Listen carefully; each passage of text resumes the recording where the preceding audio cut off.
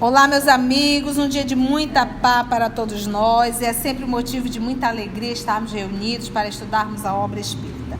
Hoje, exatamente, 16 de novembro de 2021. E estamos nós reunidos para estudarmos a obra Vida e Sexo, uma psicografia de Francisco Cândido Xavier pelo Espírito Emmanuel. E hoje nós vamos estudar o capítulo 22, Adultério e Prostituição. Vamos envolver a nossa irmã Carla para fazer a nossa prece de gratidão. Amado Jesus, graças te damos mais uma vez pela oportunidade de estudo, de aprendizado, de reunião entre amigos. Ajuda-nos a entender essas lições, a colocarmos em práticas e a vivenciá-las. Abre nosso entendimento com humildade para compreendermos e aceitarmos essas emissões de pensamento nesse fluido cósmico em que vivemos e que aprendemos agora que também é a tua presença nele. Fica conosco e nos orienta sempre, Senhor. Que assim seja. Então vamos lá. Adultério e prostituição. Atire-lhe a primeira pedra, aquele que estiver isento de pecado, disse Jesus. Esta sentença faz da indulgência um dever para nós outros, porque ninguém há que não necessite, para si próprio, de indulgência. Ela nos ensina que não devemos julgar com mais severidade os outros do que nos julgamos a nós mesmos, nem condenar em outrem aquilo de que nos absolvemos, antes de profligarmos, ou seja, de arruinarmos alguém uma falta, vejamos se a mesma censura não nos pode ser feita. Do item 13, do capítulo 10 de O Evangelho segundo o Espiritismo. Atire-lhe a primeira pedra aquele que estiver isento de pecado. Aqui é aquela passagem da mulher adúltera, muito bem conhecida por todos nós. Mas sempre que eu sou convidada, nós somos convidados a falar sobre essa passagem, eu gosto sempre de lembrar, aí eu vou indicar para que você vá no livro Contos e Apólogos, capítulo 14, de Humberto de Campos, intitulado A Lição do Discernimento. Depois leia todo esse capítulo. Lá será apresentado as particularidades desta mulher adúltera, tá bom? Vou ler só um trechinho para que você possa ficar curioso. Duas mulheres procuraram Jesus depois daquela cena do apedrejamento. Uma delas disse assim: Galileu bondoso, herdeiro da fé vitoriosa de nossos pais, graças sejam dadas a Deus, nosso poderoso Senhor. A mulher apedrejada é filha de minha irmã paralítica e cega. Moramos nas vizinhanças e vínhamos ao mercado em busca de alimento. Abeirávamos-nos daqui quando fomos atacadas por um rapaz que, depois de repelido por ela, em luta corpo a corpo, saiu a indicá-la ao povo para a lapidação, simplesmente porque minha infeliz sobrinha, digna de melhor sorte, não tem tido até hoje uma vida regular. Ambas estamos feridas e com dificuldade. Tornaremos para casa, se é possível. Galileu generoso, restabelece a verdade e faze a justiça. Conheceu então a história da mulher adúltera? Então ela não estava fazendo sexo com ninguém e alguém foi lá descobrir e foi denunciar, em hipótese alguma. Ela realmente não tinha uma vida regular. Mas naquele momento ela não foi pega em adultério. Aí você vai dizer, tia, por que Jesus não corrigiu? Ele aproveitou essa cena para deixar a lição que até hoje a gente repete. Atire a primeira pedra aquele que está isento de pecado. Né? Vamos pegar então essa passagem do nosso querido Emmanuel e vamos comentar. Do item 13 do capítulo 10 do Evangelho segundo o Espiritismo foi essa citação. É curioso notar que Jesus, em se tratando de faltas e quedas nos domínios do espírito, haja escolhido aquela da mulher em falhas de sexo, para pronunciar sua inovidável sentença. Aquele que estiver sem pecado, atire a primeira pedra. Era uma lição que precisava ser dada e ele escolheu exatamente esse momento, essa situação específica, como ele diz, em falhas de sexo. Porque realmente ela era uma mulher que não estava tendo uma vida regrada, vamos dizer. Dir-se-ia que no rol das defecções, ou seja, do abandono voluntário, deserções, fraquezas e delitos do mundo, os problemas afetivos se mostram de tal modo encravados no ser humano que pessoa alguma da terra haja escapado no cardume aí, gente, também é aglomeração, tá? No cardume das existências consecutivas aos chamados erros do amor. Então, ao longo das nossas encarnações, quem não pisou na jaca? Penetre cada um de nós os recessos da própria alma e, se consegue apresentar comportamentos irrepreensíveis no imediatismo da vida prática, ante os dias que correm, indague-se com sinceridade quanto às próprias tendências. Ou seja, faz uma autoanálise aí e veja as suas tendências. Através das tendências nós temos noções de quem somos. Quem não haja varado transes difíceis nas áreas do coração, no período da reencarnação em que se encontre, investigue as próprias inclinações e anseios no campo íntimo. Quer conhecer uma casa, vá em cada sala, em cada parede, em cada portinha, em cada cantinho. Quer conhecer o mundo íntimo, verifique os seus anseios, desejos, vontades no campo íntimo. Aquele que você não tem coragem de contar nem para a tua sombra. Esse aí é o que fala de ti. E em sã consciência, verificará que não se acha ausente do emaranhado de conflitos que remanescem do acervo de lutas sexuais da humanidade. Gente, lutas sexuais.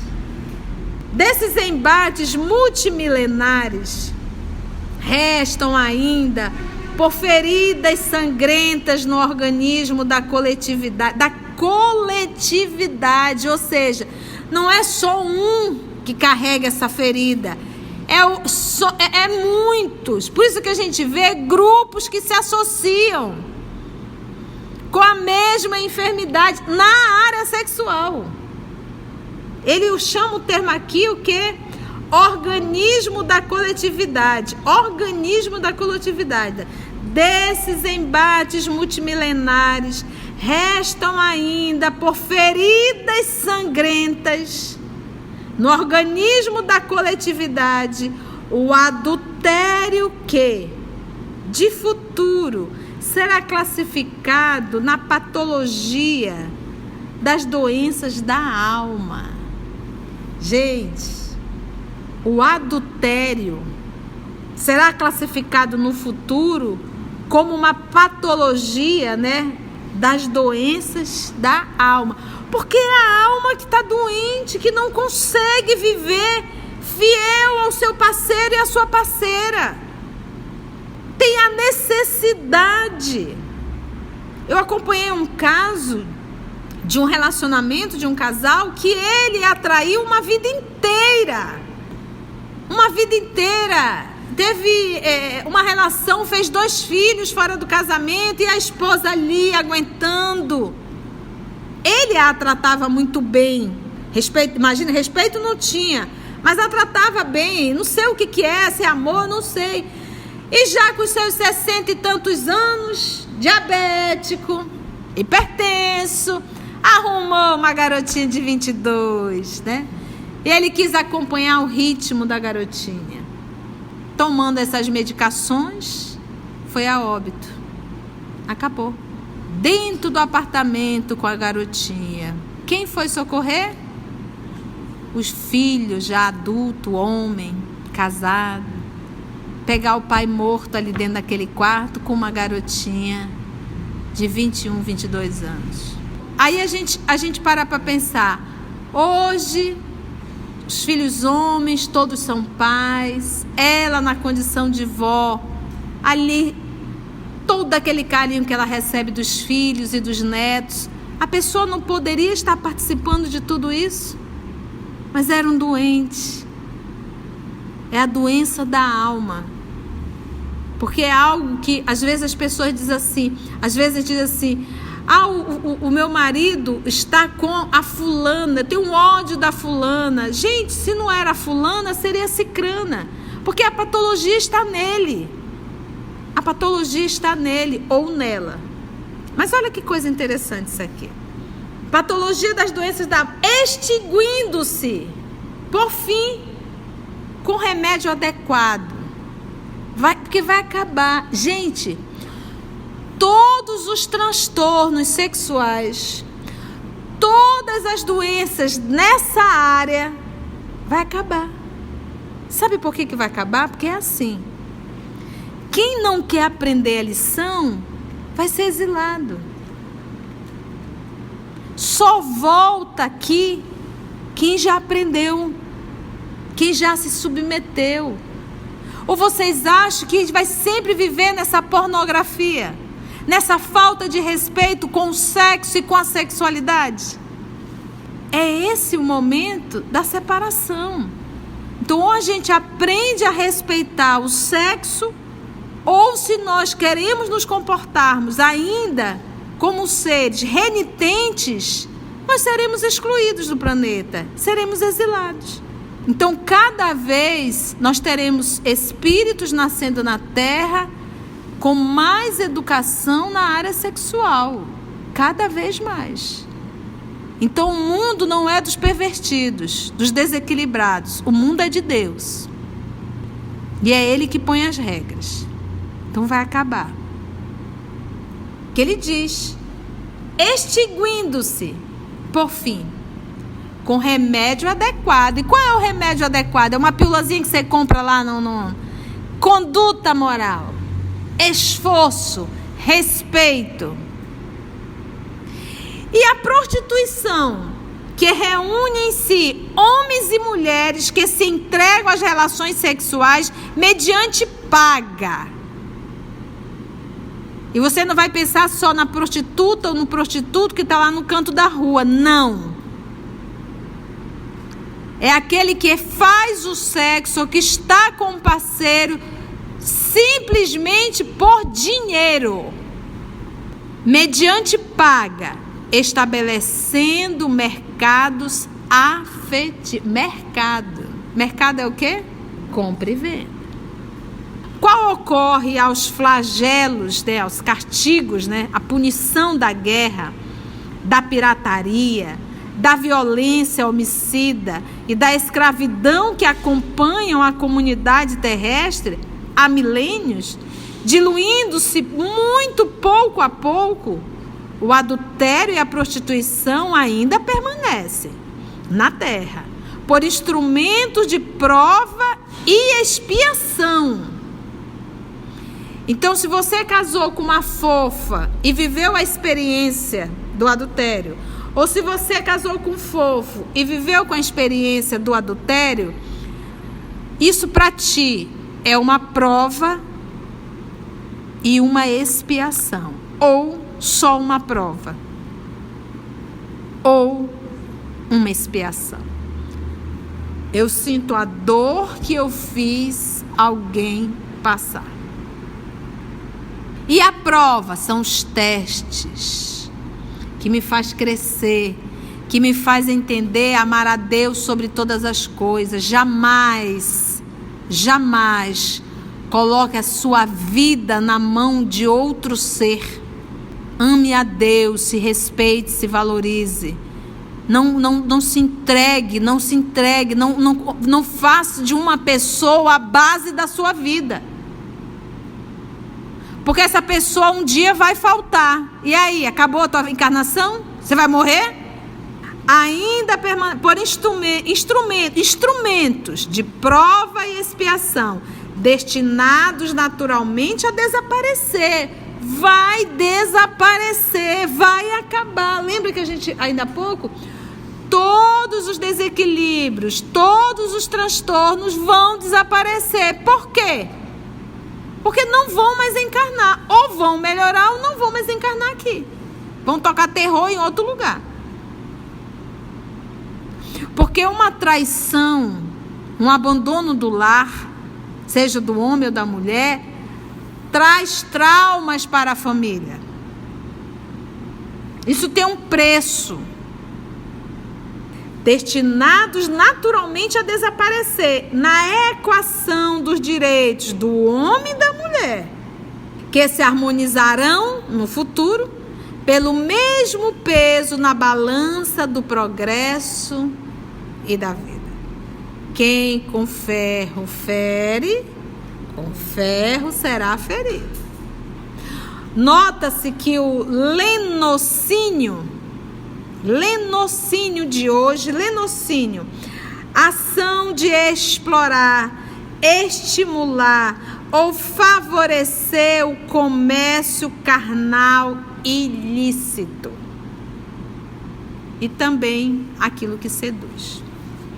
Note-se que o lenocínio de hoje, conquanto situado fora da lei, é o herdeiro dos bordéis autorizados por regulamentação oficial. Às vezes é uma mulher casada, mas tem uma prostituta dentro dela. Se veste como uma prostituta, fala como uma prostituta, se comporta como uma prostituta e quer ter várias relações. É aquilo que eu digo, quando você se arruma, que você olha no espelho, você se arruma com qual intenção?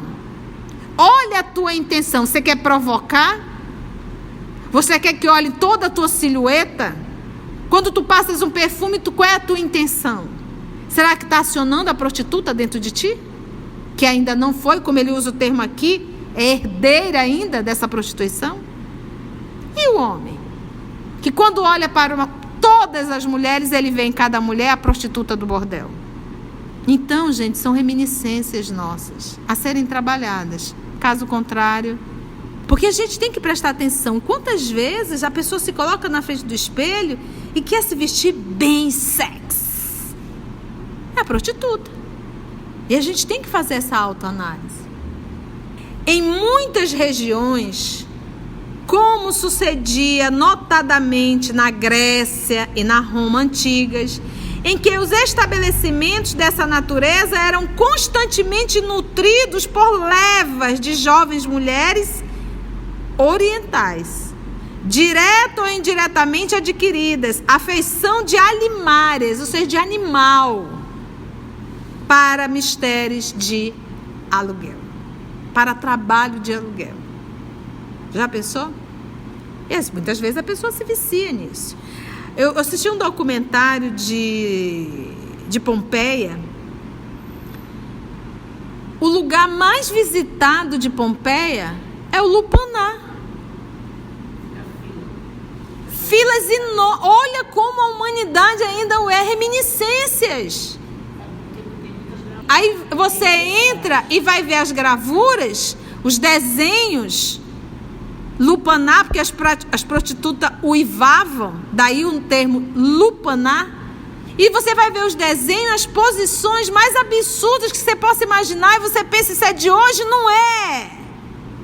Isso é milenar. E a gente ainda continua se comportando como doentes da alma.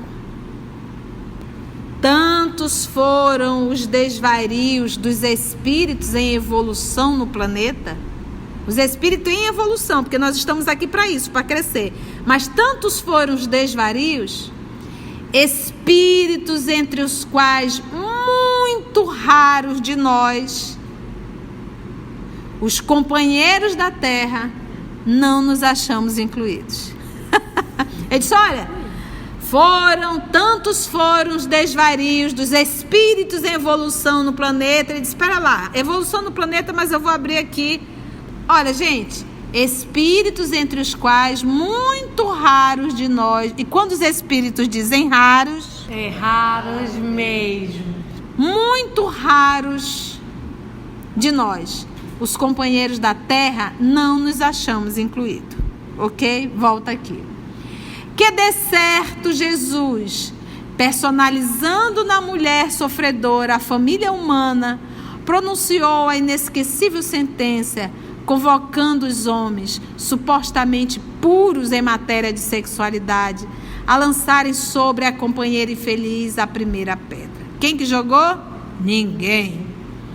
Evidentemente, o mundo avança para mais elevadas condições de existências. Elevadas condições de existência. Fenômenos de transição explodem aqui e ali, comunicando renovação. Explode. Nós estamos vivendo um período de transição. E, com semelhantes ocorrências, surge para as nações o problema da educação espiritual, para que a educação do sexo não se faça irrisão, ou seja, zombaria, com palavras brilhantes, mascarando a licenciosidade, ou seja, aquilo que agride a decência. Porque às vezes com palavras melífluas, palavras acadêmicas, falando de sexo e sexualidade, você acaba por detrás de tudo isso agredindo a decência. Olha que coisa interessante. Para que a educação do sexo em escolas é motivo de risadinha e risadinha. Porque como que se a pessoa, o coordenador que vai falar disso, não tiver condição moral e resolvido consigo, o que ele vai fazer? Ele vai acabar projetando na sua aula, na sua fala, as suas mazelas morais. Quando cada criatura for respeitada em seu fórum íntimo, para que o amor se consagre por vínculo divino, olha, muito mais de alma para alma que de corpo para corpo, com a dignidade do trabalho e do aperfeiçoamento pessoal, luzindo, ou seja, irradiando na presença de cada uma, então os conceitos de adultério e prostituição se farão distanciados do cotidiano. De vez que a compreensão apaziguará o coração humano e a chamada desventura afetiva não terá razão de ser. Até como se dissesse, se você está passando por esse período que é difícil, a traição do esposo, a traição da esposa, e você consegue pensar nos filhos e ainda assim manter um casamento, aguenta a expiação, aguenta a prova. Mas isso vai acabar. Nós não teremos um mundo eterno de pervertidos. Nós teremos sim um mundo em que aqui se fará o reino de Deus, nosso Pai. Foi bom, gente? Vamos fazer a nossa oração de gratidão? Alan, você agradece pra gente? Na hora. Senhor Jesus, hoje sabemos que somos seres em construção. Então, Senhor, te pedimos que tu nos ajude no controle desse ser ainda indomado que somos. Que tu estendas, Senhor, as tuas mãos sobre as nossas cabeças, porque ainda temos muito a transformar dentro de nós. Que tenhamos, Senhor, cada vez mais firme decisão, compromisso com a nossa felicidade. Nos ajuda, Senhor, pois ainda somos muito frágeis. Que assim seja.